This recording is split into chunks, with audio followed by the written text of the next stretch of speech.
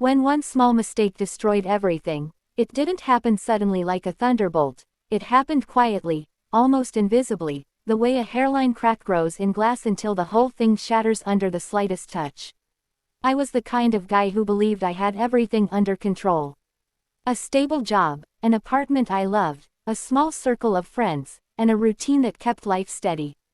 But sometimes the smallest decision, something you do without even thinking, becomes the single spark that sets everything else on fire. For me, it began on a cold Monday morning, when my alarm didn't ring and I rushed out of the door half awake, grabbing the wrong folder on my way to work. That folder wasn't just any folder, it held documents from a client I wasn't supposed to be handling yet. And I didn't realize what I had done until it was far too late, until someone in the office saw the papers on my desk and asked why I had them. I panicked. I tried to explain, but explanations don't always matter when someone else is determined to misunderstand you. Suddenly rumors started circulating, whispers traveling faster than the truth ever could. It wasn't long before my supervisor called me in, his expression heavy with disappointment. He asked how the documents ended up with me, why I accessed a file that wasn't assigned to me, and why I failed to report it immediately. I didn't have good answers. I only had the truth, because of one small mistake. But truth has a strange way of sounding flimsy when you don't have proof, and proof has a habit of disappearing right when you need it. I walked out of that office with a knot in my stomach, feeling the foundations of my life shake. I didn't expect it to get worse, but it did. Losing my job felt like the floor collapsing. I sat in my car afterward, staring at my shaking hands, wondering how everything slipped away so fast. I replayed that morning over and over, imagining what would have happened if I had woken up just 5 minutes earlier, or if I had double-checked my bag, or if someone had simply listened to me completely instead of assuming the worst. I had never felt more alone. When I called my best friend, Jason, hoping for a little comfort or at least someone to talk to, he answered with a distracted tone, telling me he'd call back later. He didn't. That hurt almost as much as everything else. It felt like the universe was quietly closing all its doors on me. Days turned into weeks, and I sank into a routine of job applications, rejections, and long nights staring at the ceiling, wondering if my life had already peaked. I avoided people, avoided questions, avoided mirrors. But life has a strange way of putting the right people in your path at the wrong time, and sometimes the wrong time is exactly when you need them most. I met her at the grocery store. Her name was Emily, and it wasn't some cinematic meet-cute. I was standing in the cereal aisle, staring blankly at the shelves even though I couldn't afford to buy anything that wasn't cheap. She reached for a box on the top shelf, but it slipped and almost landed on her head. Instinctively, I reached out and caught it before it fell. She laughed nervously and thanked me. I didn't think much of it until she noticed the tear in my coat pocket and asked if I was all right. People don't usually ask that. Not sincerely. Something in me broke a little, and I found myself telling a stranger more than I had told my closest friends. She listened without interrupting, without judging.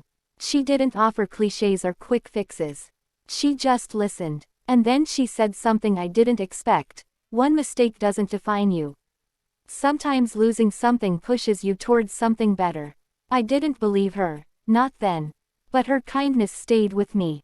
The next day, she showed up at the same store and waved like we'd known each other for years. She asked if I wanted to grab coffee. I hesitated, but I went. I didn't realize it then, but that decision was the first step toward rebuilding myself. She told me she had once lost everything too. Her home, her job, her sense of direction, but kindness from someone she least expected helped her start over. Maybe that's why she recognized the same emptiness in my eyes. Over the next few days, she checked in on me, sent little motivational messages, and reminded me that setbacks didn't make me worthless. I started applying for jobs more seriously, updating my resume, and even volunteering at a local community center because she said it might help me feel useful again. It did. One evening, after a long day at the center, I got a message from my old supervisor asking me to come in for a meeting.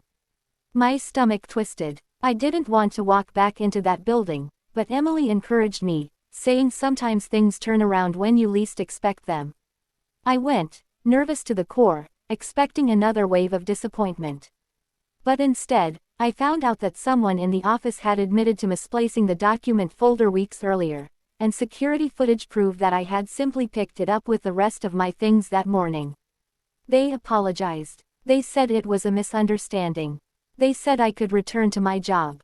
Just like that. But I had changed. I wasn't the same person who lost everything over a mistake. And I knew my journey wasn't done yet. I accepted the offer to return, not because I needed validation but because I needed closure. Walking back into the office felt like stepping into a chapter I had already finished reading. People stared, some with guilt, some with curiosity, some pretending they hadn't whispered about me behind my back. I kept my head high. Emily's words echoed in my mind, reminding me that I didn't have to shrink just because others once misunderstood me. My supervisor offered a longer apology, explaining that the situation had gotten out of hand faster than anyone expected. I didn't say much. Forgiveness isn't a switch, it's a door that opens slowly. Over the following days, I worked quietly, focusing on my tasks, avoiding unnecessary conversations. But something inside me had shifted. I no longer craved their approval. I no longer felt the need to prove myself to people who had already decided to believe the worst. I did my job, but I also started planning the future I wanted, one that didn't depend on this company. Emily continued to encourage me to dream bigger. She said that sometimes life falls apart so it can fall into place. We spent more time together, talking about purpose, fear, and the strange ways people are connected by moments of unexpected kindness. One weekend, while we were sitting by the river, she asked me a question that changed everything. What would you do if you weren't afraid? I didn't answer right away. I stared at the water, feeling the cool breeze brush against my skin. That question stayed with me for days, echoing through my mind. I realized I had been living safely, choosing comfort over challenge. My mistake had shaken me so deeply that I stopped seeing loss as something fatal. It became a catalyst. I remembered how helping at the community center made me feel needed, useful, alive. So I began spending more time there, helping with job workshops, teaching basic computer skills, and supporting people who felt just as lost as I once did. The director noticed and offered me a part-time position. It didn't pay much, but it meant something. Weeks passed, and I found myself smiling more, sleeping better, caring less about what had gone wrong and more about what could go right. My confidence started to return, not because life suddenly became perfect, but because I realized I could survive imperfection. I eventually gathered the courage to speak to my supervisor about reducing my hours so I could work more at the community center. To my surprise, he agreed. Maybe he saw the change in me. Maybe he finally understood that a job doesn't define a person's worth. Emily and I grew closer, not because she rescued me, but because she reminded me to rescue myself. She supported my growing passion for helping others, and I supported her dream of starting her own small counseling service. We were two broken pieces that somehow fit together, not perfectly, but honestly.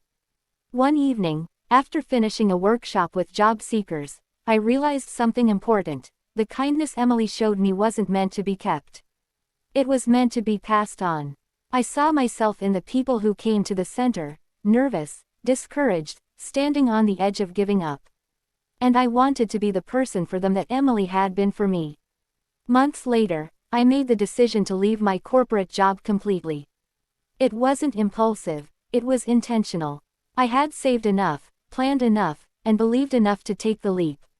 When I handed in my resignation, my supervisor nodded with understanding. He wished me luck, and for the first time, I felt genuinely free. I poured my energy into building programs at the center, interview practice sessions, resume clinics, life skills classes, and support groups for people who felt invisible.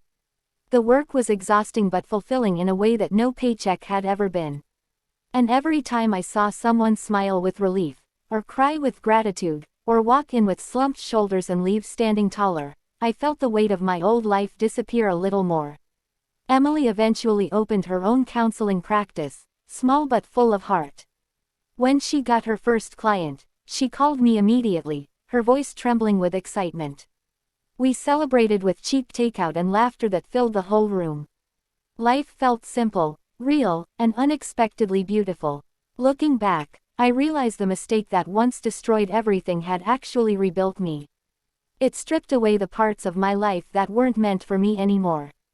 It pushed me toward people I wouldn't have met, opportunities I wouldn't have seen, and a version of myself I wouldn't have discovered.